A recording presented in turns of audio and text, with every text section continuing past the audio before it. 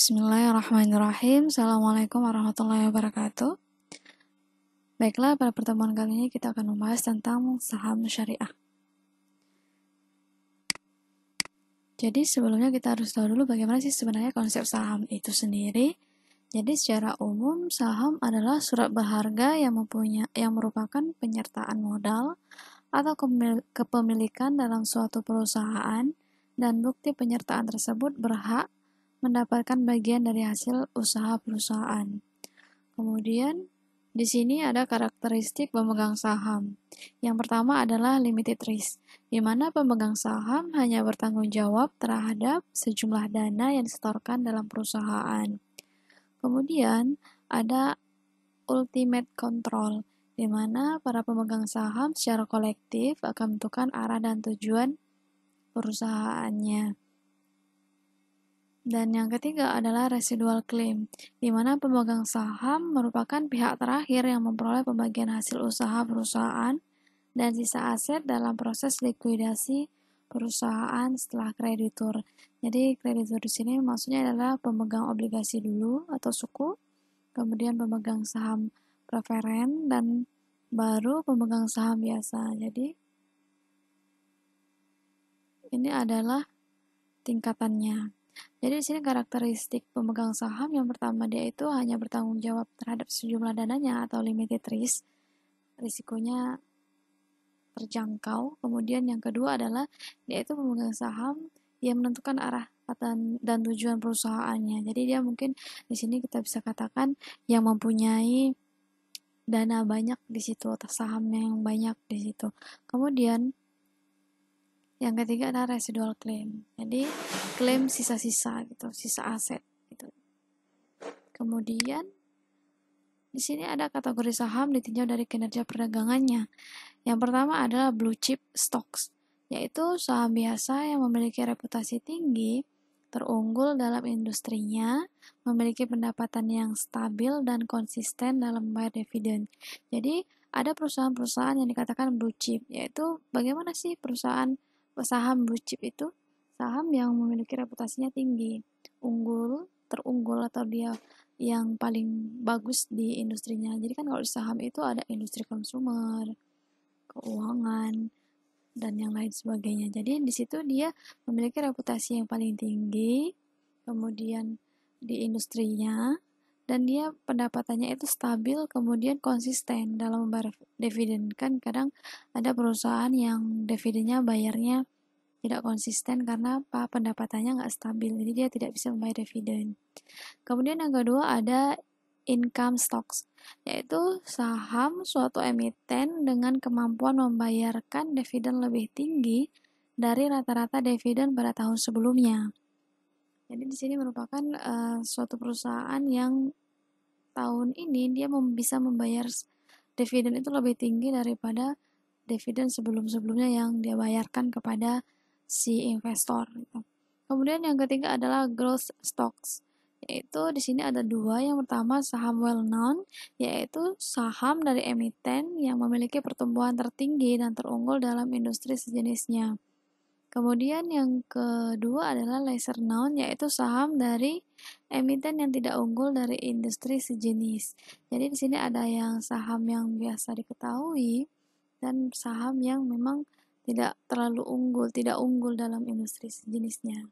Misalnya kalau di consumer itu kan ada beberapa sahamnya yang paling unggul itu apa, dilihat dari apanya, dari kapitalnya misalnya, terus dari dividennya dan yang lain-lain. Dan di situ juga di dalam saham consumer juga ada saham-saham yang memang dia tidak unggul di industri consumer tadi itu. Kemudian di dalam saham juga ada yang namanya risiko.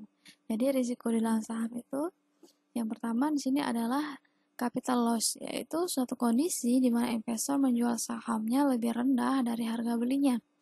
Jadi di sini modalnya itu dia waktu belinya lebih tinggi daripada waktu dia menjualnya. Contohnya misalnya waktu beli saham A harganya 2000 per lembarnya, namun waktu dia jual harganya menjadi 1.500. Jadi dia mengalami risiko capital loss tadi itu.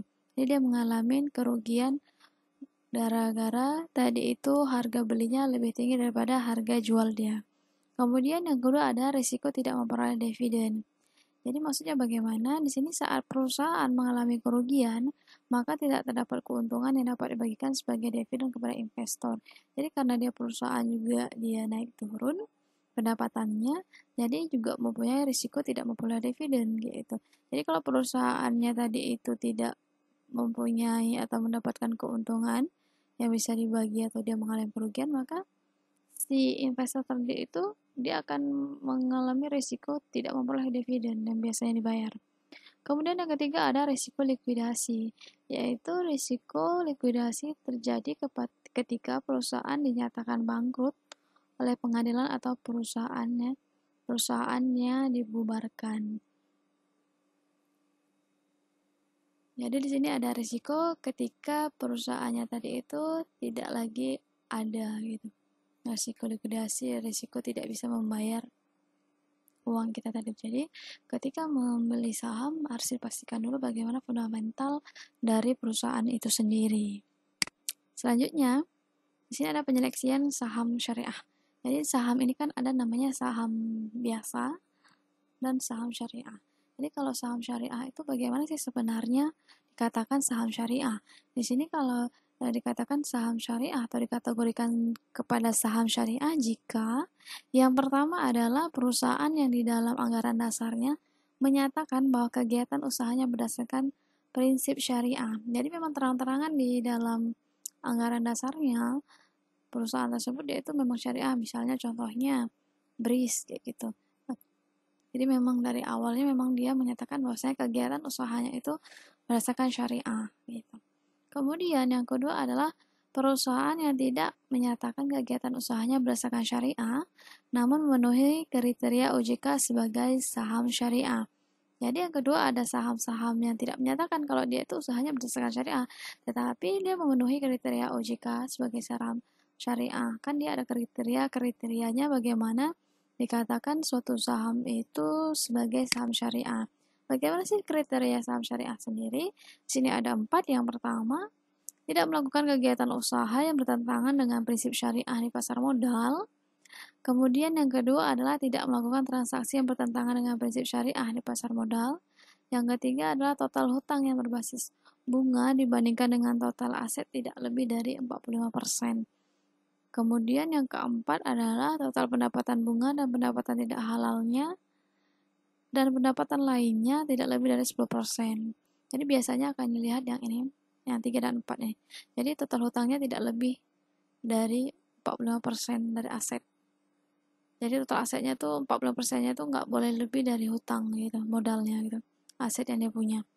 Kemudian yang keempat adalah pendapatan bunga dan pendapatan tidak halalnya itu tidak lebih dari 10%. Misalnya dia investasi di perusahaan yang konvensional, dia pendapatannya itu tidak lebih dari 10% gitu. Contohnya apa nih perusahaan yang memang dia bukan syariah namanya atau dia pada anggaran yang tidak menyatakan diri syariah, namun dia termasuk ke dalam kriteria saham syariah. Contohnya misalnya Antam. Jadi di Antam tadi itu dia tidak menyatakan bahwasanya diri syariah, tapi dia termasuk ke dalam kriteria saham syariah. Antam, Pegas, dan yang lain sebagainya.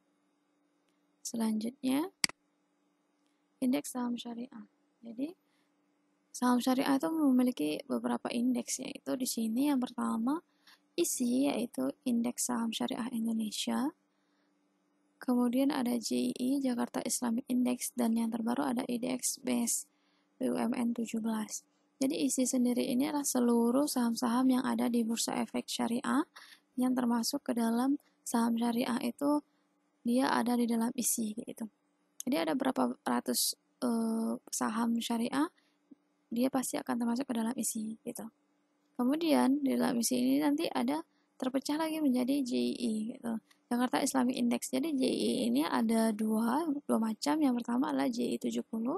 Jadi ada 70 saham syariah yang di dalam JII tadi, termasuk di dalamnya itu bagaimana mereka menyaringnya tadi itu sesuai dengan beberapa kriterianya tersendiri, misalnya kayak kapitalnya, terus kayak dividennya dan yang lain-lain. Kemudian selain JI 70 juga ada JI 30. Jadi dari JI 70 dipecah lagi menjadi JI 30. Jadi dia itu adalah saham syariah yang memang perusahaan-perusahaan yang 30 terbaik gitu. Jadi di dalam JI tadi ini tuh dia bisa keluar masuk. Jadi bisa keluar masuk, dia termasuk ke JI 30 atau ke JI 70 tadi itu sesuai dengan kinerja dari si perusahaan tersebut. Kemudian di sini ada yang terbaru, baru kemarin diluncurkan, diresmikan tentang adanya indeks MES BUMN 17. Jadi ada indeks perusahaan BUMN, ada 17 perusahaan gitu. Jadi selain dari J ini juga akan ada indeks BUMN 17. Jadi indeks perusahaan BUMN sebanyak 17 perusahaan gitu. Jadi kalau misalnya mau berinvestasi bisa melihat apakah memilih JI 30, 70 atau yang indeks MES BUMN 17 gitu. Jadi dari isi dari sendiri ini ada indeks saham syariah ini akan selalu diperbaharui beberapa bulan sekali gitu. Jadi bisa ada perusahaan yang masuk, keluar dan masuk gitu. Selanjutnya ada beberapa cara untuk bertransaksi, misalnya di pasar sekunder dan pasar primer. Bagaimana sih kalau transaksi yang terjadi di pasar sekunder? Jadi di sini pasar sekunder caranya yang pertama adalah kita harus membuka rekening efek dulu. Kemudian setelah membuka rekening efek, kita akan mempelajari kinerja si efeknya tadi itu, kinerja dari si perusahaannya tadi itu. Kemudian kalau kita sudah mempelajari dan kita sudah memahami sebenarnya, oh ini perusahaan A bagus gitu. Bagaimana kita akan melakukan order beli. Misalnya kita ingin beli perusahaan A karena dia kinerja bagus dan prospek kedepannya akan bagus.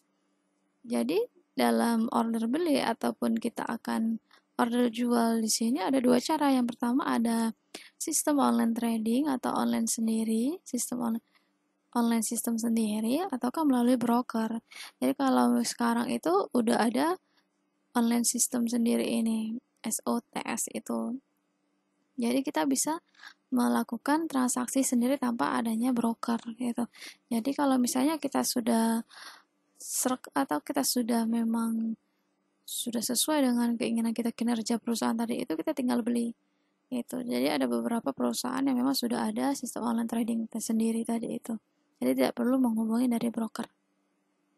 Kemudian selanjutnya ada transaksi yang juga yang terjadi di pasar primer. Bagaimana sih kalau di pasar primer? Jadi di sini ada investor. Investornya tadi itu melakukan ke bank dulu dia, kemudian dia memberikan formulir dan bukti store identitasnya kepada agen penjualnya. Pada agen penjual tadi itu melakukannya tadi itu ke penjamin emisi, kemudian dia itu konfirmasi penjatahannya tadi kepada emitennya, konfirmasi berapa ini misalnya bisa dibelinya atau mendapatkan berapa perusahaan yang saham yang ingin dibelinya. Kemudian si penjamin emisi ini tadi itu juga melaporkan kepada BAE tadi. Kemudian BAE juga akan melapor konfirmasi penjatahannya kepada penjamin emisi, juga kepada penjamin emisi akan mengkonfirmasi penjatahannya kepada agen penjualnya tadi itu.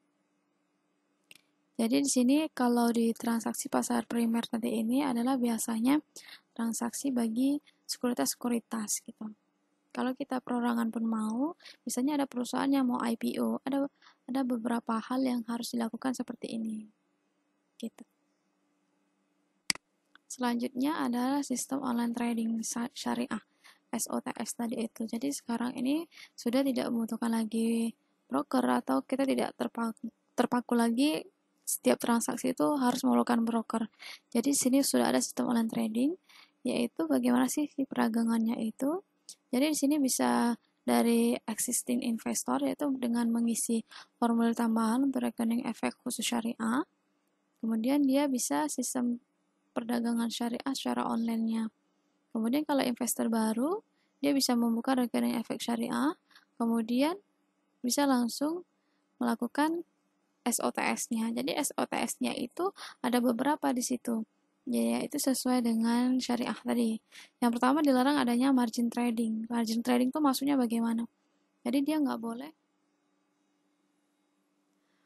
berdagang atau kita melakukan trading tadi itu margin trading yang tidak mempunyai cash cash basis transaction tadi itu. Kita nggak punya uang namun kita ngutang gitu. Jadi margin trading itu kita ngutang kepada si perusahaan sekuritasnya untuk beli saham gitu.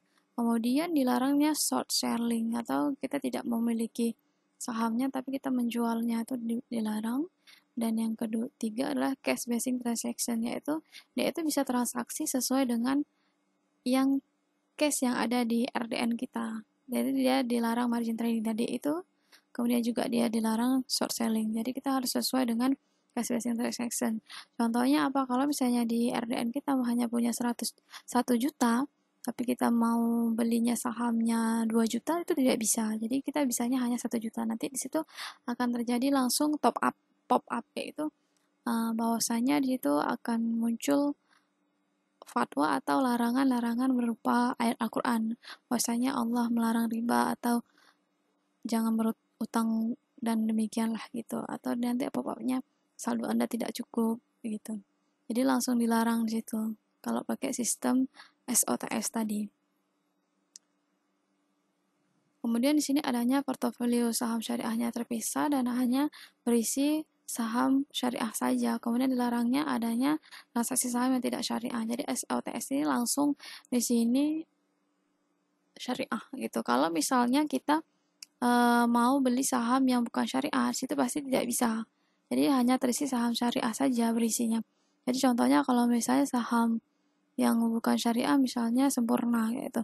Jadi Sempurna itu pasti akan langsung tergaris atau dia langsung di blacklist. Maksudnya dia nggak bisa kita beli ataupun kita jual kalau kita pakai sistem online trading syariah tadi itu.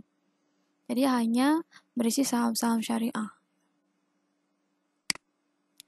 Oke, sekian. Semoga bisa dipahami. Saya akhiri. Assalamualaikum warahmatullahi wabarakatuh.